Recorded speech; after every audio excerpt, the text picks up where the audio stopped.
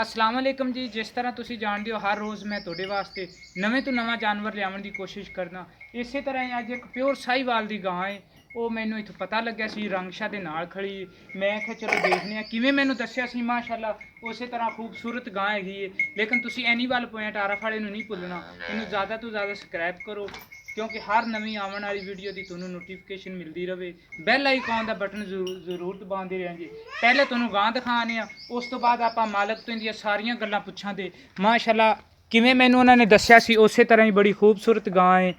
पहला सूआ सूई है, मूँह दे विचों चौगी है कि प्योर साहीवाल दी गां, बिल्कुल मुठ भर थान। कल तकरीबन 12 बजे सूई हैगी है। माड़ा जे अगे टोए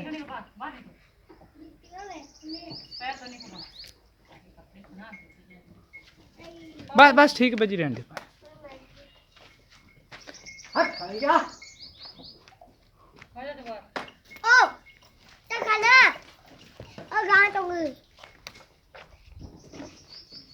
ए पिछे दे वच्छी हैगी है। माशाअल्लाह वच्छी भी मां तरह बड़ी खूबसूरत हैगी है। लिया बाबा जी बांध दो।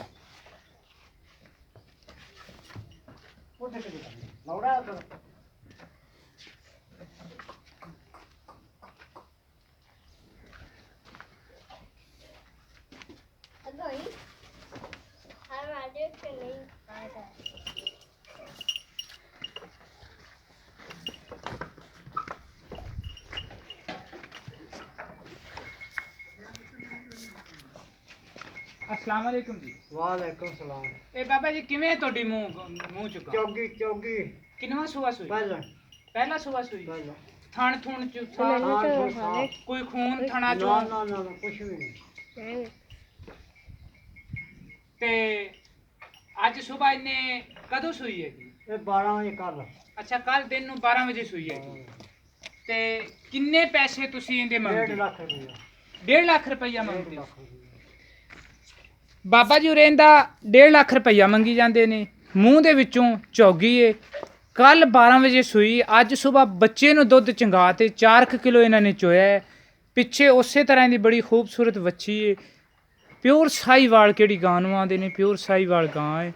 छोटे छोटे सिंग हैगे ने ते बिल्कुल शरीफ जी गां हैगी है। कोशिश करांगे आने वाली वीडियो तो इस तो भी चंगे जानवर ना मिलिए। पाकिस्तान जिंदाबाद।